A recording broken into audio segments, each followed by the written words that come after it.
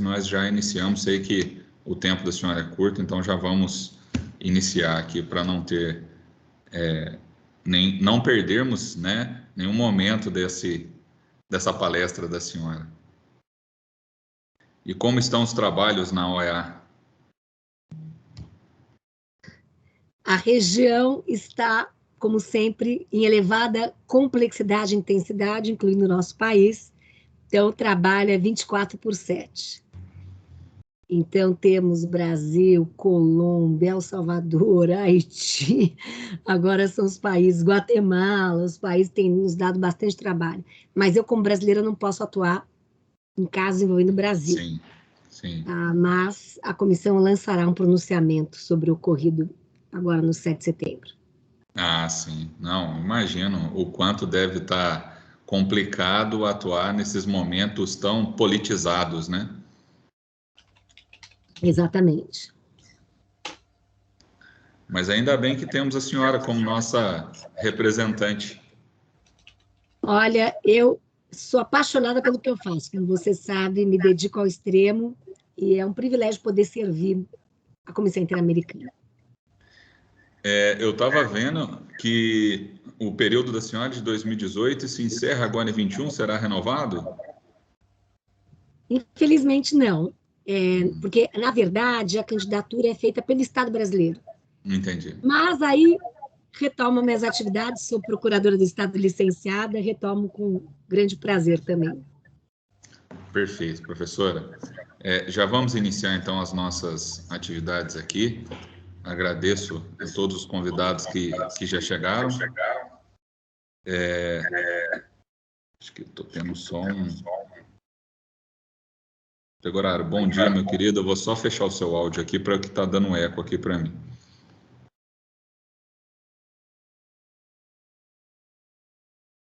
Bom, pessoal, eu fico até meio bobo nesse momento, né? Porque é uma alegria muito grande para mim ter aqui não só a minha orientadora do doutorado, mas a quem, né, eu admiro muito pelos trabalhos que presta em nome do nosso país, pelas obras que já publicou, pela forma humana com que trata todos aqueles, né, que vão até ela e que buscam conhecimento e que com certeza sempre encontram na professora Flávia uma inspiração, né? Então, eu gostaria aqui de deixar registrado, ainda que de forma informal, né, esse início agora aqui, o meu carinho e gratidão por ter aceito o nosso convite. Bom, declaro oficialmente, então, aberto a nossa solenidade da nossa aula magna de 2021 do curso de Direito da Unopar. Inicialmente, os meus agradecimentos aos diretores Márcio Brandão e José Márcio por todo o empenho para tornarem esse curso realidade. A todos os colaboradores da Unopar, que são essenciais para que o curso possa atender de forma humanizada a cada um de vocês. Aos nossos professores, por todo o empenho para tornar o ambiente acadêmico um centro de excelência.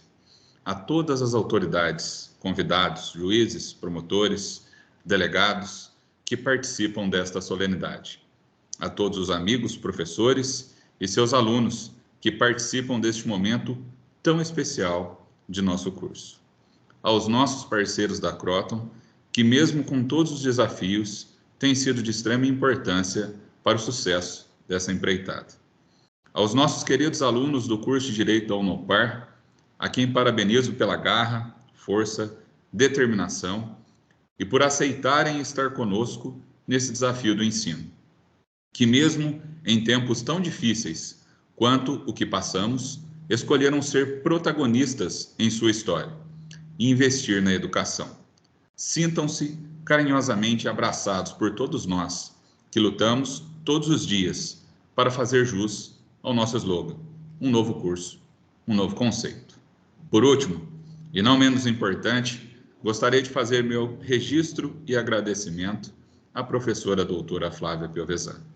Primeiro, por ter aceito o nosso convite e de forma tão generosa nos ceder parte de seu precioso tempo e nos enriquecer com seus conhecimentos em nossa aula magna de 2021, com o tema O Impacto Transformador do Sistema Interamericano.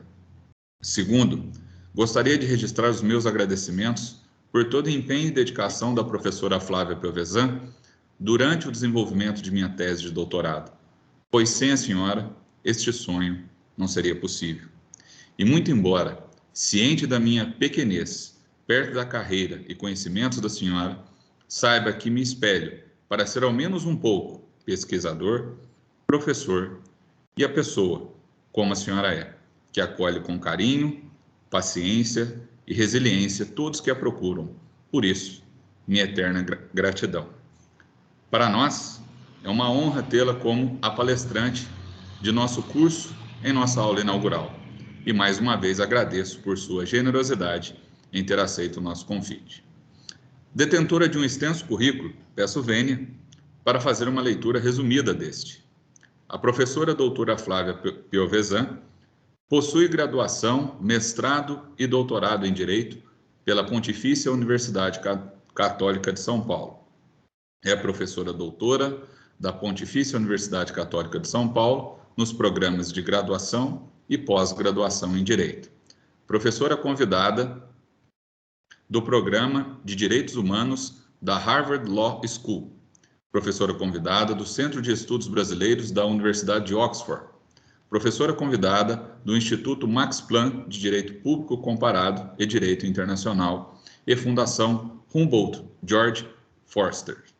Pesquisadora convidada no Max Planck Institute para Direito Público Comparado e Direito Internacional. Foi membro do Conselho de Defesa dos Direitos da Pessoa Humana, da Força Tarefa de Alto Nível da ONU sobre a implementação do direito ao desenvolvimento e do OAS Working Group para o monitoramento do Protocolo de San Salvador em matéria de direitos econômicos, sociais e culturais. Eleita para a Comissão Interamericana de Direitos Humanos da OEA, que infelizmente se encerra agora em 2021, autora de inúmeras obras jurídicas, tem experiência na área de direito com ênfase em direitos humanos, direito constitucional, direito internacional, atuando principalmente nos seguintes temas: direitos humanos, direito constitucional, direito internacional, proteção internacional e proteção constitucional. Professora Flávia, é uma alegria incomensurável tê-la aqui conosco nesse dia tão especial. Seja muito bem-vinda. A palavra é da senhora. Um bom dia a todos e a todas. Eu começo expressando a minha profunda gratidão pela honra desse convite. Estendo meu abraço muito afetuoso ao meu querido amigo, professor Regis William da Silva Andrade, e também aos diretores da casa, do curso de Direito, doutor Márcio, doutor José Márcio, e dizer que é uma honra poder estar com os alunos e alunas e operadores do direito, profissionais da área jurídica, da UNOPAR.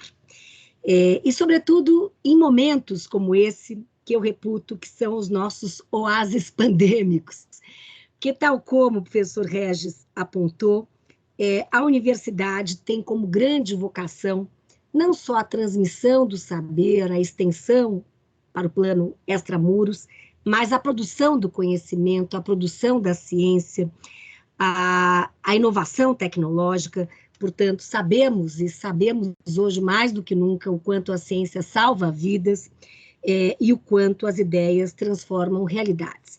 Então, eu quero aqui prestar a minha homenagem, dizer da minha alegria, do meu entusiasmo, do meu reconhecimento e, sobretudo, da minha profunda gratidão. E eu gostaria de partilhar um pouco da experiência que tenho tido no sistema interamericano. Tenho a honra de servir ao sistema interamericano, sobretudo aqui a Comissão Interamericana de Direitos Humanos, um organismo que celebrou há 2 anos os seus 60 anos, o mandato que cumpro é de 4 anos. Sempre me vem à mente o desafio lançado por Ronald Dworkin, quando lembra que a interpretação jurídica é um romance em cadeia. E assim vejo o mandato que tenho a honra de exercer. Qual é a contribuição que posso deixar, o legado que posso deixar no tempo e espaço, num mandato de 4 anos, numa institucionalidade que existe há mais de 60 anos. E que prossegue, e assim é a vida das instituições. Então, eu gostaria de compartilhar 3 reflexões centrais ao tema desta manhã, que é o impacto transformador do sistema interamericano. A primeira pergunta é: por que precisamos de um sistema interamericano? A segunda pergunta: como o sistema interamericano tem desenvolvido o seu mandato transformador na região? E, finalmente, quais são os desafios deste mandato no que se refere ao fortalecimento da tríade democracia, direitos humanos e Estado de Direito na região? Então, eu começo com a primeira questão: por que precisamos de um sistema interamericano? E essa questão aponta a 3 desafios estruturais da região que se tornam, entendo eu, acentuados, agravados em tempos pandêmicos. O primeiro deles é a profunda desigualdade social. Nós vivemos na região mais desigual do mundo, América Latina. 30% das nossas populações vivem na pobreza, 11% na pobreza extrema. A pandemia agrava esses números. A CEPAL projeta 34,7% de pobreza na região. Temos aqui o que a Amartya Sen chama do efeito corrosivo da desigualdade extrema. 1/4 da população sem acesso à água potável, 53% valendo-se do trabalho informal. E, ademais, temos como segundo desafio estrutural um padrão histórico estruturante de discriminação, exclusão e violência que afeta de forma desproporcionalmente lesiva, em especial povos indígenas e afrodescendentes na região. No Brasil, nós temos, em média, 53% de afrodescendentes. E temos, em média, 0,4% de povos indígenas. Ou seja, a nossa realidade nacional é distinta da média regional, que aponta 25% de afrodescendentes e 10% de povos indígenas. Mas os indicadores nos 35 países que o nosso mandato incide, América do Norte, Central, Caribe e América do Sul, apontam ao padrão sistemático, histórico, estruturante de discriminação, exclusão e violência. E se nós trabalharmos com o enfoque da interseccionalidade, se nós ainda aqui acolhermos a perspectiva de gênero e mesmo geracional, veremos que as meninas indígenas e afrodescendentes sofrem ainda maior violência e discriminação. A própria relatora da ONU, o pleno da comissão se reuniu com Michelle Bachelet há uns 3 meses atrás. Ela dizia: olha, o vírus Covid-19, o vírus não é discriminatório, mas o seu impacto é. E a comissão tem acompanhado a resposta de cada qual dos 35 países no que se refere à pandemia, à luz dos estándares interamericanos. Então, há indicadores de letalidade. Estivemos em Washington agora em julho, reunião da junta diretiva, com embaixadores da região. Começamos a nossa sessão nos reunindo com os embaixadores dos Estados Unidos. Eu tenho a honra de ser relatora país para os Estados Unidos, e eu, inclusive, lembrava, por exemplo, os povos afrodescendentes têm 4 vezes maior risco de letalidade à Covid-19 que a população branca. Povos indígenas adoecem mais, portanto, temos aí esse padrão discriminatório. E, finalmente, temos um terceiro desafio. Além da desigualdade extrema, além desse padrão de exclusão e discriminação que afeta, sobretudo, afrodescendentes indígenas na região, há um terceiro desafio, que tem a ver com a institucionalidade democrática. O que nós percebemos é que há um déficit democrático na região. Sempre lembra a pesquisa Latinobarômetro, quando pergunta: seria a democracia a melhor forma de governo, a forma preferível de governo? E na região, o sim conta com 48%, menos da metade. Vemos numa região em que as 2 instituições com maior confiabilidade são as igrejas e as Forças Armadas, tendo 63% e 44% de apoio, ao passo que o Congresso e partidos políticos contam com 21% e 13% de apoio. No mundo, há uma tendência autocratizante. Eu digo isso porque a comissão, o sistema interamericano tem uma história de contribuir com a democratização na região, nos idos do 80, quando houve a desestabilização das ditaduras, e hoje, na região, temos o desafio não mais das ondas democratizantes, senão das ondas autocratizantes, as autocracias. Portanto, alternativas não democráticas, que no Brasil têm apoio de 23%, no México de 27%, na Argentina 18%, de acordo com o Pew Research Center, num relatório denominado Globally Broad Support for Representative and Direct Democracies, but many also endorse non-democratic alternatives. Portanto, globalmente, ainda temos o apoio à democracia direta e representativa, mas há uma onda aí de apoio a alternativas não democráticas. E fechando aqui, apenas esse diagnóstico, se nós tomarmos outros indicadores, como o Transparency International Corruption Perception Index and the Rule of Law Index, nós vamos perceber que os nossos estados estão da média para baixo, alocados. Portanto, temos uma situação desafiadora no campo da institucionalidade democrática. Em tempos de Covid, o que nós vimos na região é que, ao lema tempos excepcionais demandam respostas excepcionais, e em muitos casos com afronta ao princípio da proporcionalidade, quando há medidas por vezes arbitrárias e excessivas no que se refere à restrição de direitos em nome do combate à pandemia, com empoderamento do Poder Executivo e das Forças Armadas. Portanto, é nesse contexto desafiador, é claro que eu não fui convidada aqui para proferir uma aula magna num convite para uma depressão coletiva, mas sim para uma ação coletiva transformadora, que é justamente este desafio que nós temos à nossa frente. Portanto, qual é a nossa contribuição ao lidar com esta região? A pergunta é: qual tem sido a incidência transformadora do sistema interamericano nesta região?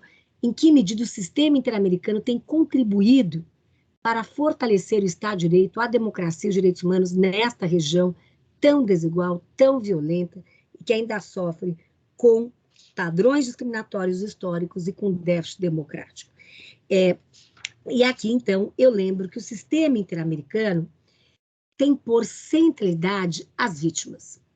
Nós, na Comissão Interamericana, dizia o professor Regis, nosso trabalho é 24/7, porque as violações não quarentenam.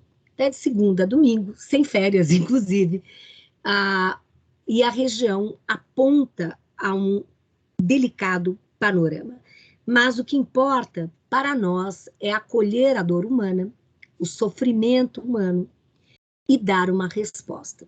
Ou seja, salvaguardando a dignidade de toda e qualquer vítima, mas também com a audácia de lidar com as chamadas garantias de não repetição, evitando que futuras vítimas venham bater as portas da comissão. Ou seja, a ideia é, sobretudo, reforçar o dever de prevenção dos estados para evitar novas violações, inclusive clamando por transformações estruturais na adoção de novas leis, na adoção de novas políticas públicas capazes de evitar novas violações. Inclusive, eu propus aos meus colegas que acolheram e foi lançada uma resolução e finalmente foi colocada em prática. Lançamos em julho, foi o último dia do nosso período de sessões, um observatório de impacto estrutural para mensurar justamente esse mandato transformador. Ou seja, de que maneira a comissão tem cooperado com a região para a adoção de novas leis. Por exemplo, a Lei Maria da Penha é fruto de litigância perante a Comissão Interamericana. Por um ano e 8 meses no Brasil, eu tive a honra de ser a presidenta da CONATRAI, que é a Comissão Nacional de Erradicação do Trabalho Escravo. A CONATRAI é fruto da litigância do caso José Pereira, que envolvia trabalhador escravizado, e a comissão demanda do Brasil que aperfeiçoe a sua institucionalidade, que crie políticas de erradicação, prevenção e combate ao trabalho escravo. Leis que punem a tortura no México, o desaparecimento forçado também são resultado de atuação da Comissão Interamericana. Então, é muito emocionante percorrer a região e perceber qual pode ser o impacto deste mandato.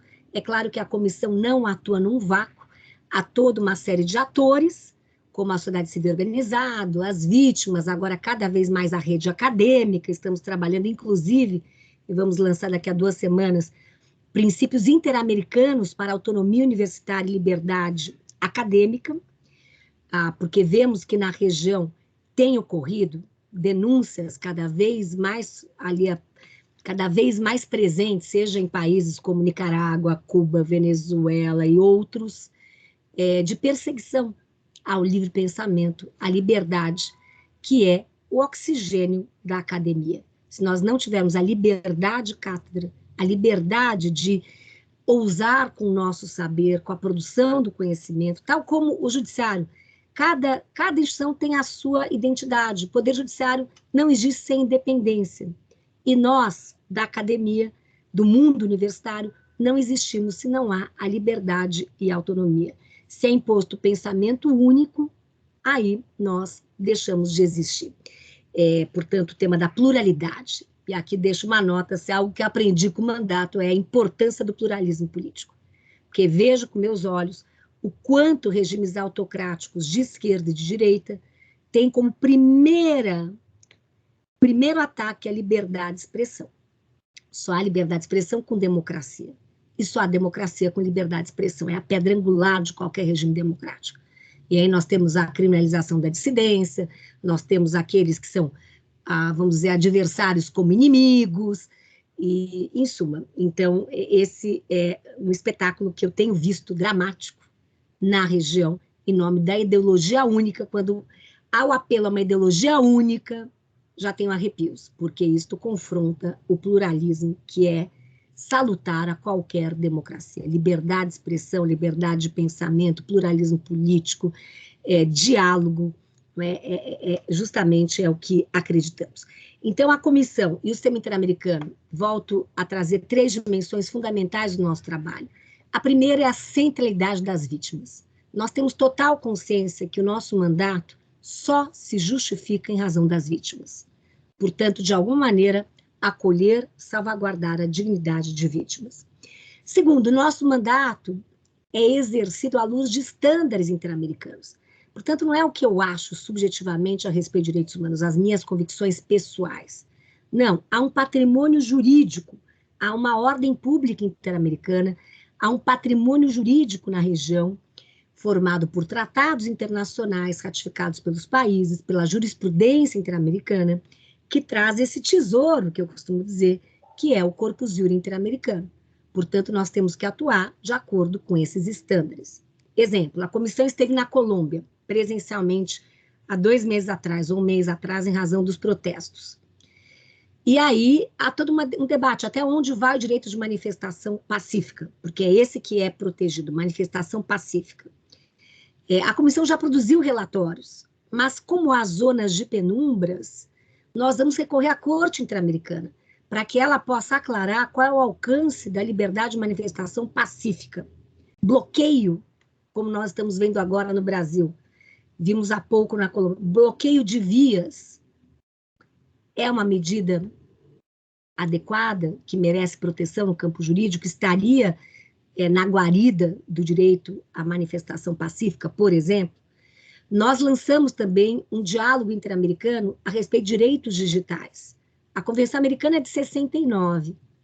Ela não traz nada sobre internet, acesso à internet como um direito humano, tema da privacidade digital, o tema da segurança cibernética, de como evitar a vigilância cibernética, como fazê-la à luz do Estado Democrático de Direito, como lidar com hate speech online, online discrimination. São novos temas que se agudizaram com a pandemia. E nós temos que criar e desenvolver estándares interamericanos. Lançamos um chamado, inclusive para as empresas do Vale do Silício, Google, Facebook, Twitter, etc. Tivemos uma sessão na comissão em julho, com estados, com a sociedade civil, com a rede acadêmica e com as empresas do Vale do Silício. E notem vocês, uma delas, inclusive, fez um apelo à comissão, para que nós avançássemos no chamado direito à transparência algorítmica, que nós sabemos hoje o que significa o Big Data. Significa que tudo que nós colocamos aqui, todos nós usamos o WhatsApp, mas, como se diz nos Estados Unidos, there is no such a thing as a free lunch, ou seja, nossos dados estão todos disponibilizados. Todos. Essa é uma afirmação primeira. A dúvida é, o que será feito deles? Serão vendidos para as eleições? Serão vendidos para o mercado? O que será feito desses dados? Todos nós, creio eu, todos nos assustamos quando às vezes vem mensagens, fiz uma reserva para ir para tal lugar, de repente vem uma... Como assim? Captaram, né? Nós somos o produto. Essa é a verdade, não é? Então, como avançar em estándares interamericanos. Então, é um trabalho bastante desafiador, porque os direitos humanos, como lembra Bobbio, não nascem todos de uma vez, nem de uma vez por todas. Nascem quando podem, quando devem nascer. São reivindicações morais. Hannah Arendt acentua, os direitos humanos não são dados, são construídos. Portanto, novos temas, que em 69, quando a Convenção Americana foi adotada, ninguém sonhava com a revolução no campo das comunicações. Ninguém tinha e-mail. Ninguém falava de hate speech online. Outro dia, na comissão, nós tivemos reunião com a sociedade civil organizada latino-americana e muitos disseram, somos defensores de direitos humanos virtuais, no combate à violência virtual. Uma nova categoria. Porque a categoria clássica era, combate à tortura, combate à prisão ilegal. Aí veio um outro, eu diria, outras demandas. Os defensores ambientais, por exemplo, também são novas categorias, mas agora surge um novo personagem, os defensores do mundo, defensores dos direitos humanos do mundo cibernético, porque há violência virtual contra as mulheres, porque há racismo, porque há sexismo e assim por diante. Por exemplo, o direito das mulheres trans também é algo inimaginável em 69, né? A possibilidade de cirurgia, novas identidades, são novos temas. A corrupção à luz dos direitos humanos. Nós afirmamos na resolução número 1 de 2018 que a corrupção é uma violação a direitos humanos, que viola outros tantos direitos. Novo tema.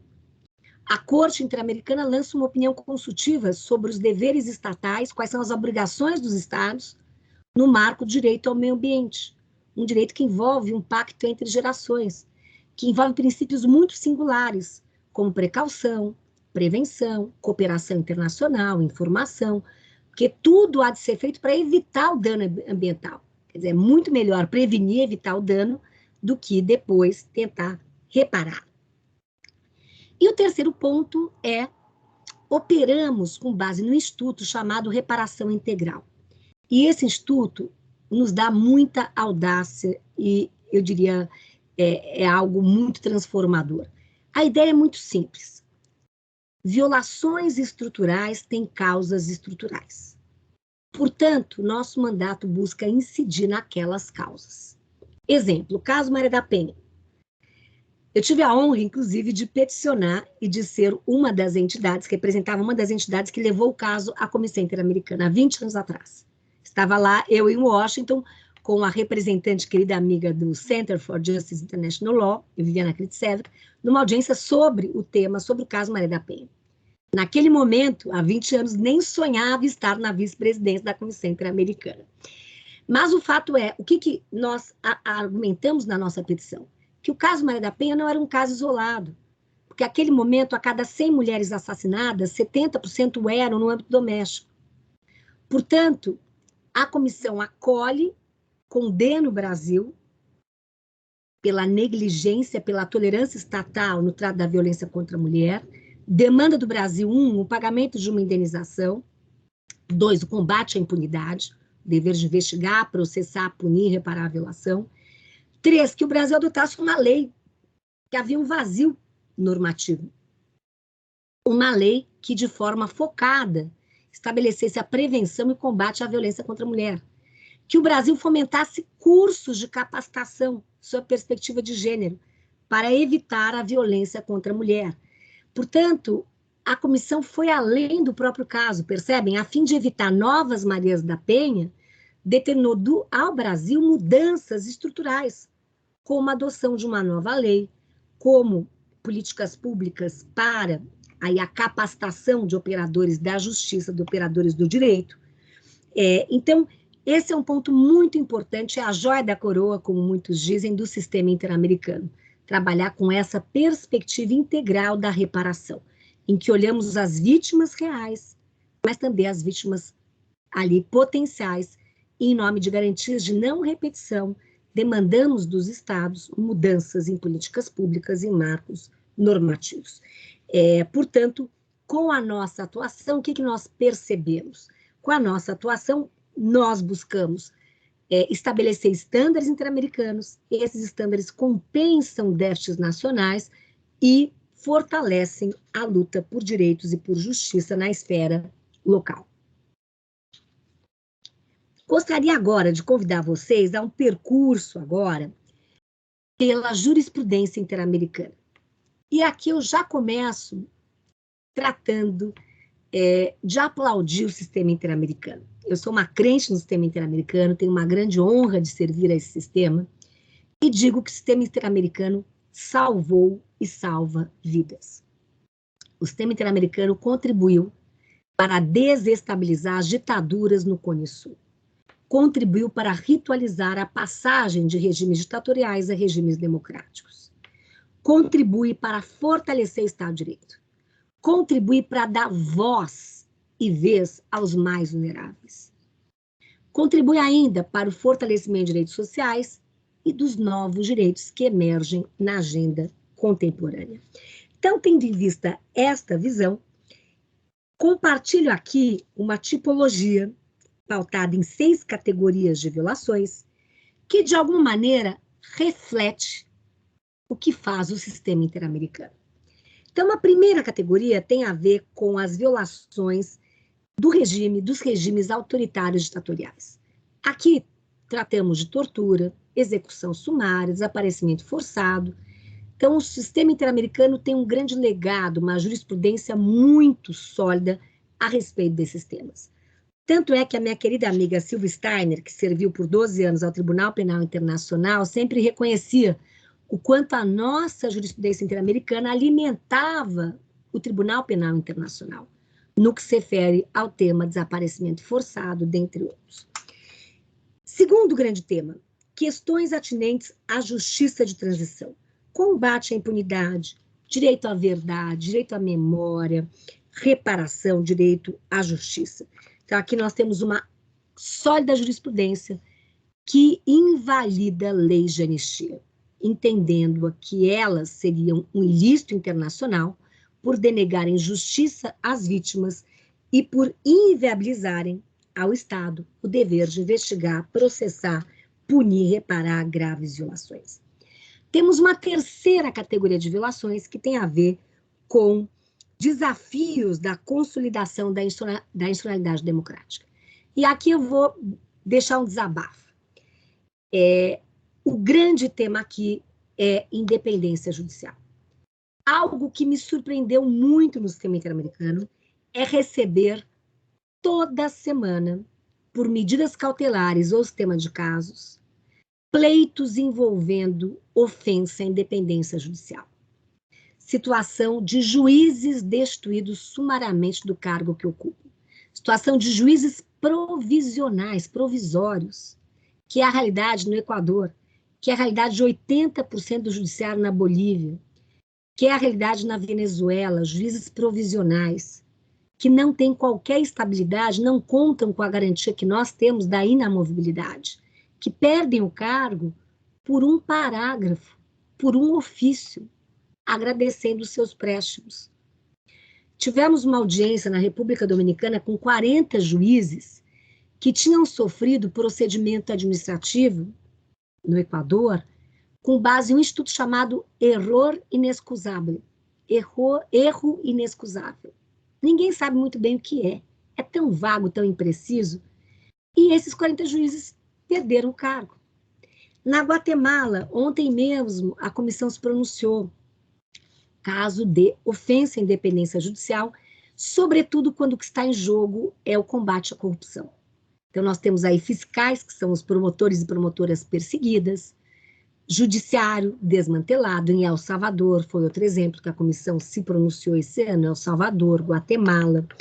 Temos casos envolvendo a demissão, pasmem vocês, de 27 juízes, um caso contra o Equador, que foi julgado pela Corte Interamericana, há casos Chocron contra a Venezuela, Corte Suprema de Justiça contra o Equador, Tribunal Constitucional contra o Equador, todos eles envolvendo o mesmo tema, que é a destituição arbitrária de juízes.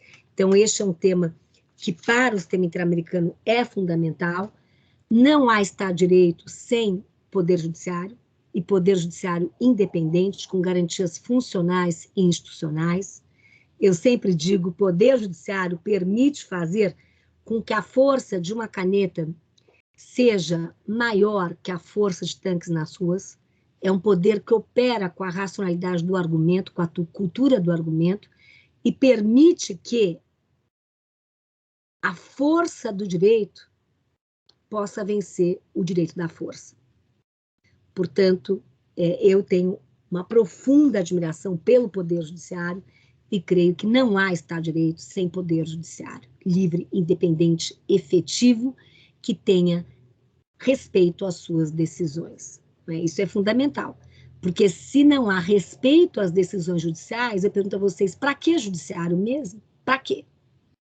Aí há uma erosão da credibilidade institucional. Tempos difíceis na região e no nosso país. Passamos à quarta violação, que se refere à violação de direitos de grupos, em especial situação de vulnerabilidade. E aqui o sistema interamericano tem estándares, tem uma jurisprudência muito sólida, por exemplo, com relação a povos indígenas e seus direitos. O direito à propriedade coletiva da terra, o direito à sua identidade cultural, o direito à consulta livre e prévia informada a respeito de decisões que afetem o seu destino.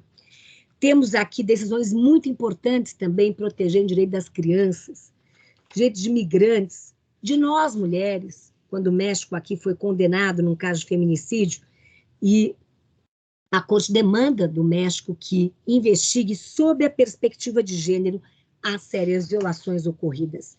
Com relação aos direitos à diversidade sexual, também casos emblemáticos contra o Chile, quando uma juíza é discriminada em razão da sua orientação sexual e passa a ter reduzidos os seus direitos. Então, o princípio da igualdade, da não discriminação, de uma visão pluralista de família. Temos também aqui direitos das pessoas idosas. Tivemos um caso, Poblete Vilches contra Chile, também que a Corte traz todo um chamado dos países para acolher o direito das pessoas idosas com autonomia, dignidade. Temos também uma quinta categoria que trata dos direitos sociais e de que maneira proteger e conferir especial justiciabilidade aos direitos sociais. E, finalmente, uma sexta categoria, violações a novos direitos da agenda contemporânea. E aqui eu diria, essa categoria envolve direitos digitais, empresas de direitos humanos, é um novo tema. Lançamos um relatório em 2019 sobre esta questão, corrupção em direitos humanos, fecundação in vitro à luz de direitos humanos. Há um caso emblemático contra a Costa Rica, que nasceu em razão de uma decisão de 15 de março de 2000, quando a Corte Suprema de Justiça da Costa Rica proíbe a fertilização in vitro em nome do direito dos embriões, proíbe em absoluto. O caso chega à Corte, a Corte condena a Costa Rica, com base no direito à vida privada e familiar, com base no direito à saúde sexual e reprodutiva, o direito de usufruir progressos da ciência e o direito à igualdade e não discriminação, porque a fertilização in vitro permitiria a casais e pessoas inférteis a, vamos dizer, compensar uma desigualdade. O fato é que mais de 103 crianças nasceram em razão dessa decisão. Então, eu participei na Alemanha, inclusive no Max Planck Institute, há 2 anos atrás, em janeiro do ano passado, de um seminário, e nós pudemos, de forma muito emocionada, ver o rosto dessas mais de 100 crianças nascidas após, em razão do caso, Artávia Murilo contra Costa Rica. E assim eu termino com a última questão, e a última questão é quais são os desafios para avançar neste impacto transformador do sistema interamericano. Eu creio que o primeiro desafio é fomentar uma nova cultura jurídica. Uma cultura jurídica inspirada em novos paradigmas, inspirada no que eu chamo de sistema multinível, em que trabalhamos o direito na esfera local, regional e global, de forma integrada, dialógica, com diálogos, com incidências, com empréstimos mútuos e recíprocos. Portanto, todos os meus trabalhos, desde o meu doutoramento em 96, têm essa marca. a conversa entre o direito constitucional e o direito internacional. Inclusive, meu livro, que foi fruto do doutorado, o tema é Direitos Humanos e o Direito Constitucional e Internacional. Direito Constitucional e Internacional. Nós temos que aproximar essas esferas, criar pontes de diálogo, sobretudo no campo dos direitos humanos. E cada vez mais eu tenho defendido.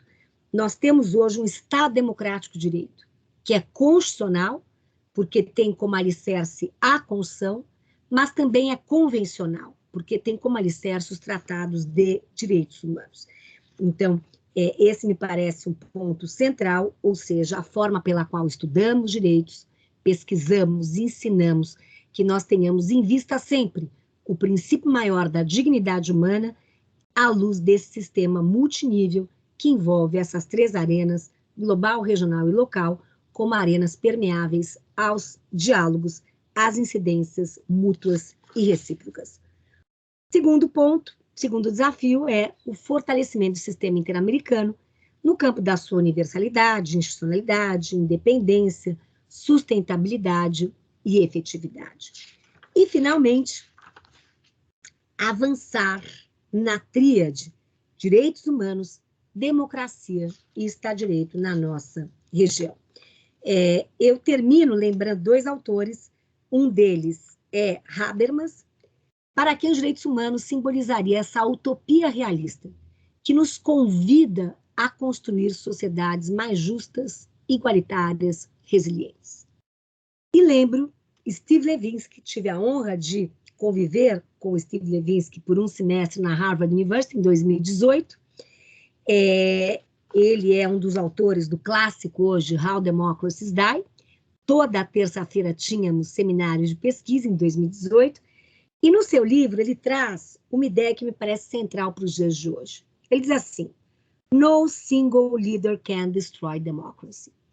No single leader can rescue either. Democracy is a shared enterprise. Its fate depends on all of us.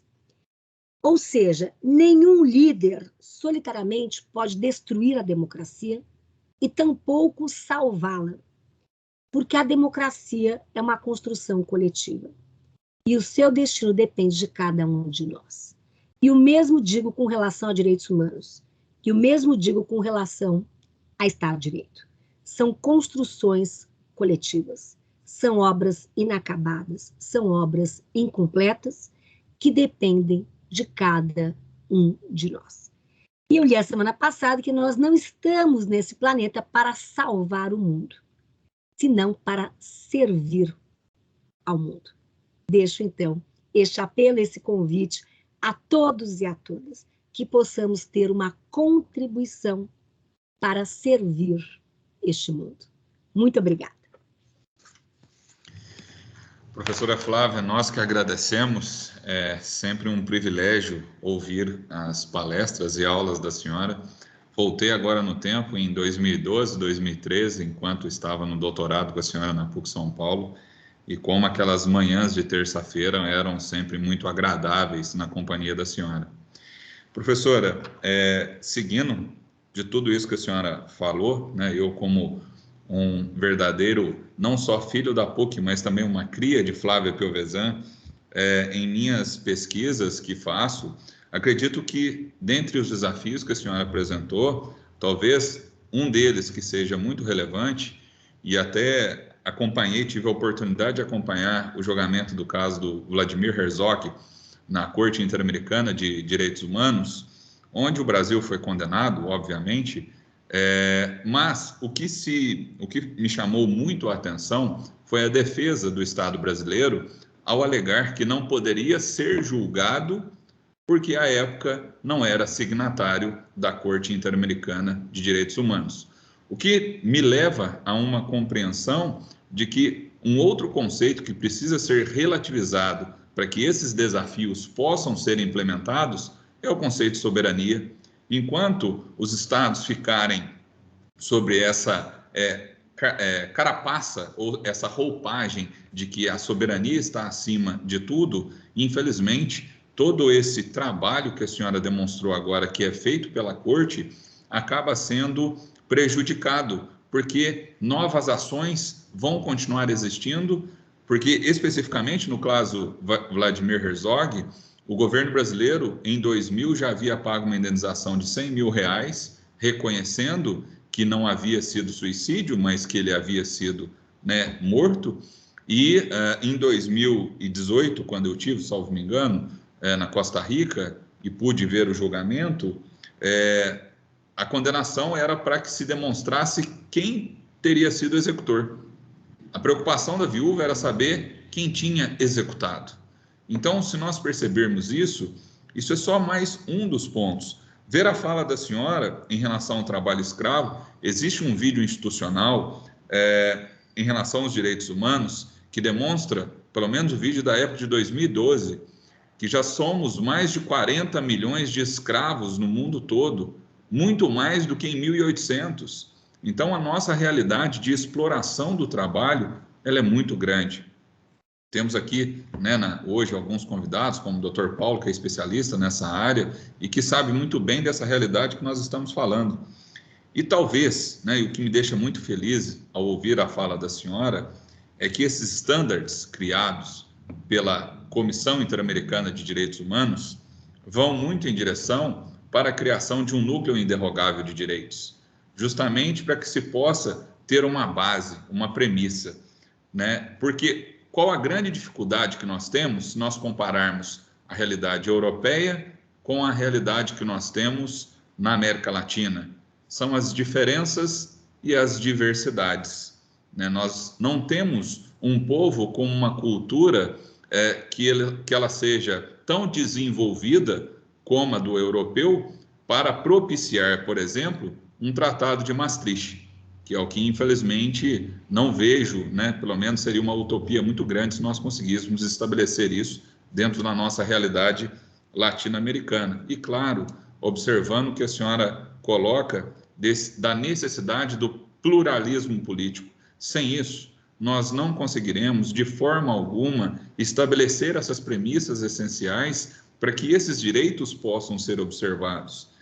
Um outro ponto que me deixou muito feliz na fala da senhora em relação ao diálogo entre as cortes internacionais. É fundamental que essas cortes passem a trocar informações, que não seja um monopólio de ideias. Não adianta nada nós termos aqui um posicionamento, sendo que outra corte constitucional pensa de forma que poderia até ser a mesma, mas com aplicação de direitos que acabam sendo, ao fim, não correspondendo à realidade, né, que o direito busca na sua aplicação. E ver toda a contextualização que a senhora diz em relação aos juízes provisionais é o que nos faz voltar à clássica teoria da tripartição de poderes e identificar ainda que não há ausência de poderes. Sempre digo isso aos alunos. Todas as vezes que nós temos um executivo fraco, um legislativo fraco, nós teremos um judiciário forte. Todas as vezes que nós temos um executivo forte, e assim vai se alternando, uma vez que não há nessa lacuna de poder. Alguém vai se apropriar desse poder. E é nesse momento em que nós vemos o surgimento desses regimes autocráticos, autoritários, e que culminam, né, em um retrocesso significativo, né, e expoente em relação à proteção desses direitos humanos fundamentais. O que nos leva, então, à minha grata satisfação de fazer parte dos defensores da criação de um sistema multinível, né, para a proteção dos direitos humanos fundamentais. É uma alegria muito grande, né, poder contar com a senhora. Desses pontos que coloquei, não sei se a senhora quer fazer alguma consideração. Temos aqui alguns elogios para a senhora.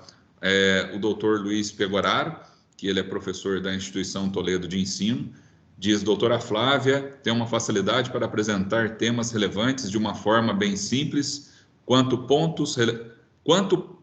pontos relevantes. Sempre aprendo muito com suas abordagens e abre muito nossa cabeça. Parabéns. Nossos alunos aqui também, parabenizando a senhora, e deixo livre a senhora queira comentar algum desses pontos que levantei a senhora. Muito obrigada, professor Regis. Eu é que agradeço muito o carinho de todos e todas. Digo que é realmente é um espaço de oásis pandêmico, mas está aqui debatendo ideias e debatendo inquietudes tão relevantes para o que nos importa, os valores que nos movem nessa vida, que são esses, direitos humanos, Estado de Direito, democracia. Eu teria 3 comentários. O primeiro sobre o tema soberania.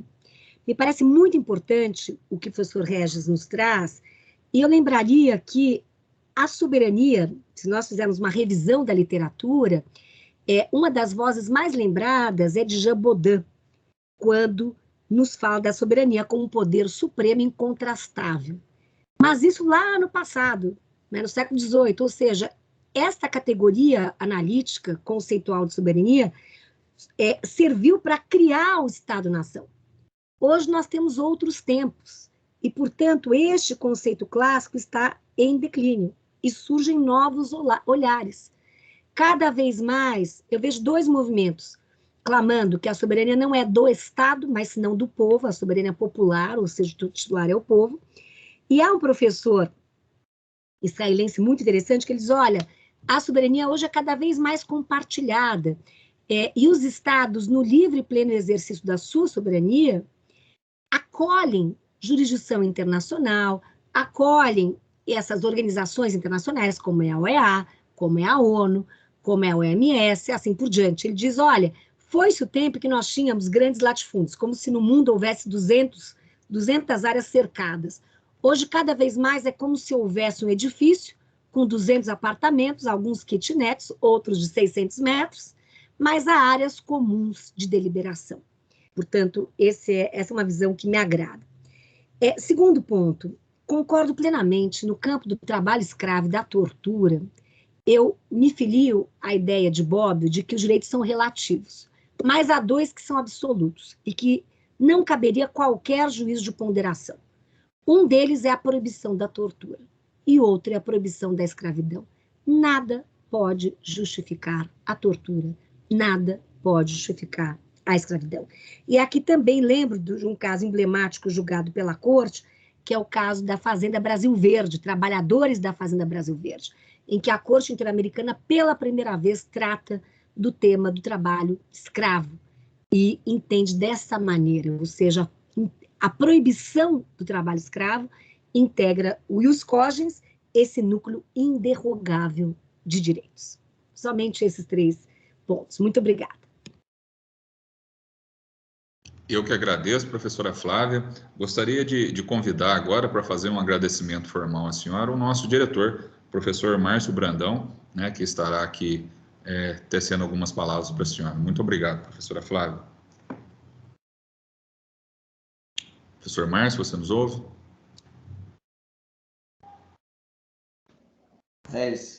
Tá.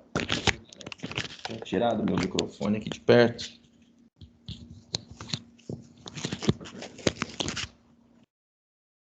Te ouço. Estou te ouvindo, sim. Tem? Sim.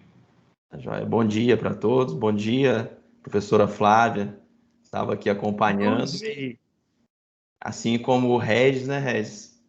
A gente se deliciando aí. Realmente é muito conhecimento, muito conteúdo relevante. Eu não sou da área do direito, eu sou formado em administração, mas tenho acompanhado e eu acho que quando o assunto, né, embora a gente não seja da área, mas é um assunto tão relevante e com uma capacidade tão grande de transmissão, né, do conhecimento, eu acho que a gente aproveita tanto quanto os nossos alunos aí, que já estão um pouco mais envolvidos na área do direito, e os especialistas aí também. Então, agradeço, professora, por essa grande palestra, né? A gente fica honrado em ter essa participação. Eu acho que, não sei se vai ter tempo, Regis, eu estava vendo também o professor Sérgio Salvador, que está com a gente aqui desde o início do nosso projeto, estava também bastante empolgado, algumas palavras dele hoje no grupo, né? Falando dessa satisfação também com a palestra de hoje. Então, agradeço aqui em nome de meu pai também, professor José Márcio, e agradeço a presença de todos, dos nossos alunos, e o mais importante também, que fica gravado, né, Regis? Eu acho que vai ter uma oportunidade de rever. Eu imagino que possa aparecer aí algumas perguntas também, né? dos alunos. Não vou ser formal nesse agradecimento, falar um agradecimento formal. Eu nunca sou muito formal, sempre informal, né? Mas aproveito esse momento também, Regis, para agradecer. Nós estamos juntos nesse projeto. Já estamos aí na 3ª turma, né?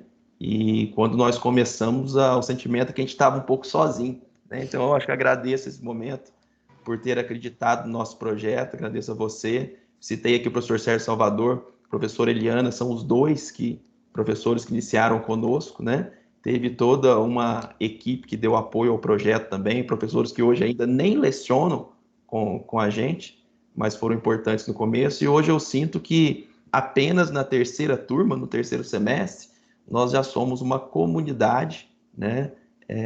E apesar de não ser da área, eu comecei a perceber um pouco do sentimento, né?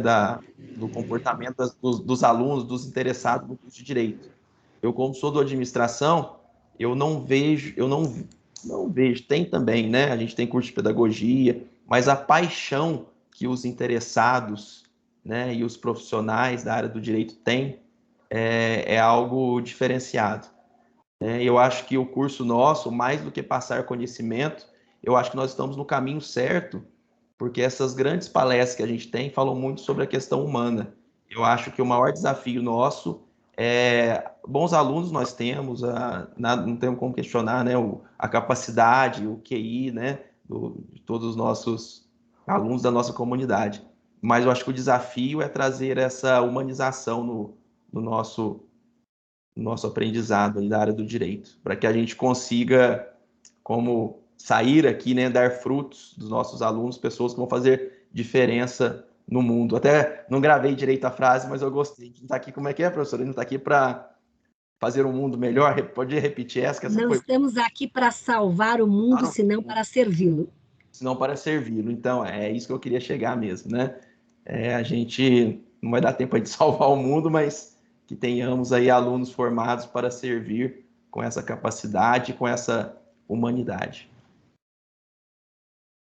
É isso. Obrigado, professor Márcio, pelas palavras. Professora Flávia, se me permite, então, posso convidar o professor Sérgio para tecer alguns comentários para a senhora? Por favor. Professor Sérgio Salvador, é uma honra recebê-lo. Temos aqui diante a nossa catedrática, a professora Flávia Piovesan, por favor. Bom dia a todos. Está me vendo? Está me ouvindo, Regis? Sim, ouvindo e vendo, Joia. Perfeitamente. Perfeito. Joia, obrigado. Mais uma vez, bom dia, professor Regis, bom dia, nosso diretor, professor Márcio, bom dia a todos que estão aqui conosco, né? Eu até falei para o Regis, nesse dia, nesse horário, devido até à agenda da nossa palestrante, é um grande desafio, mas nós estamos aqui com quase 50 pessoas, que mostra que realmente foi uma aula mais do que magna, né? Nós tivemos uma super aula magna. Professora Flávia, é um prazer conhecê-la, ainda que virtualmente, mas conheço a literatura, a pesquisa da professora Flávia. Eu também tenho uma procedência da PUC, eu faço parte do grupo de pesquisas do professor Wagner Balera, da PUC São Paulo. A minha área de pesquisa é o direito previdenciário, mas eu também sou um amante, um apaixonado pelos estudos dos direitos humanos, e aqui hoje eu fiz até várias anotações aqui da palestra da professora, que hoje à noite eu vou compartilhar mais uma vez com os alunos, e receba os nossos cumprimentos, os nossos agradecimentos. Eu acho que vivemos tempos difíceis, e essa pauta de direitos humanos é uma pauta mais do que especial, e eu sou um entusiasta da pesquisa jurídica, da ciência jurídica. Falo aos alunos que a doutrina precisa doutrinar, então nós precisamos disseminar o conhecimento jurídico, que é o conhecimento social, é o conhecimento da sociedade, é o conhecimento de dias melhores. A professora começou a palestra citando Ronald Dworkin, que é um referencial teórico que nós usamos bastante, e Dworkin também ele fala que a interpretação jurídica constitucional é a interpretação jurídica que leva a paz para a sociedade. E nós encontramos essa bagagem, né, de direitos humanos na dimensão constitucional com muita força. E hoje aqui eu estou até como aluno, e uma pequena curiosidade que eu queria perguntar para a professora, se o professor Regis me permite, essa crise global que estamos vivenciando da volta do regime extremista do Talibã, né, e que obrigou essa fuga de várias pessoas do Afeganistão, e estamos percebendo que alguns países da América estão recepcionando essas pessoas do Afeganistão. E eu gostaria, até a título de curiosidade, qual que é o papel da Corte nesse sentido, de auxílio aos sistemas americanos, de recepcionar esses refugiados lá do Afeganistão, né, que vive um momento de grande tristeza. Mas é isso. Apenas uma curiosidade, professora, e mais uma vez parabenizar a palestra, a super aula magna, parabenizar o meu amigo, o professor Regis, não poderia ser diferente, que sempre nos propicia com grandes celebridades do mundo jurídico. Muito obrigado mais uma vez e bom dia a todos.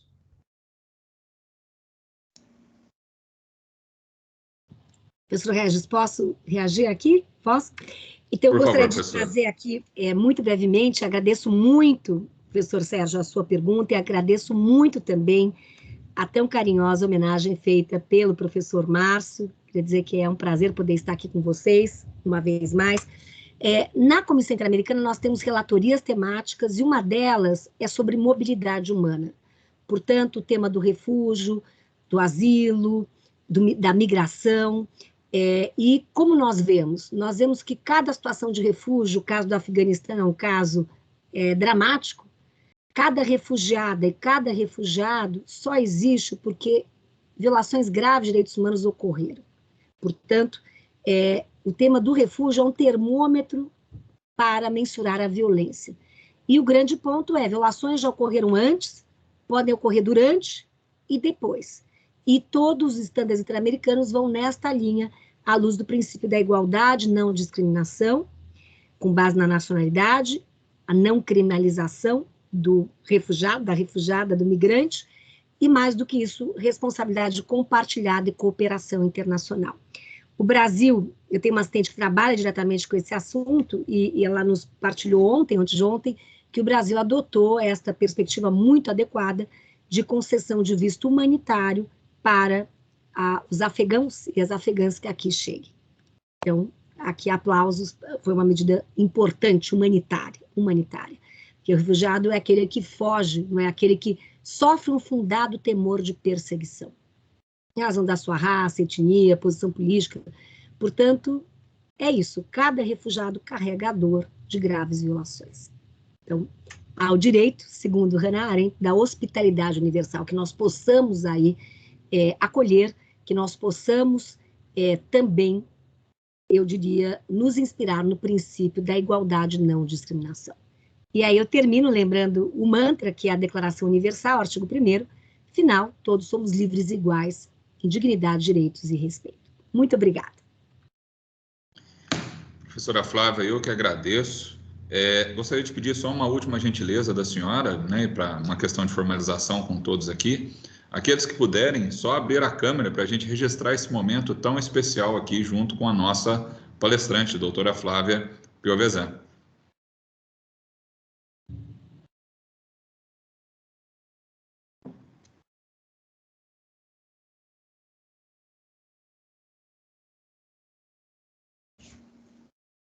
Legal, Red. Vou tirar um print aqui também. Por favor, Márcio, tira o print aí. Mas tira aí também. Vamos ver se tem mais alguém. Vou tirar. Cada computador funciona de uma maneira, né? Não sei se todo mundo que abriu acaba aparecendo.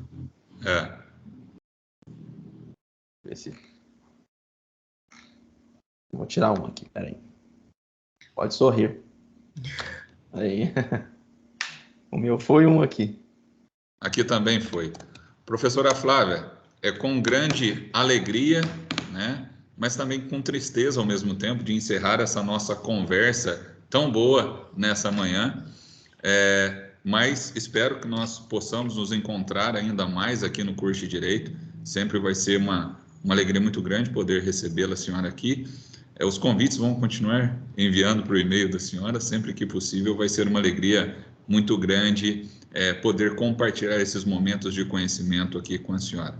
Mais uma vez, agradeço em nome da Unopar, agradeço em nome dos nossos alunos a gentileza e o carinho com o qual nos recebeu nessa manhã do dia 9 de setembro. Muito obrigado, doutora Flávia.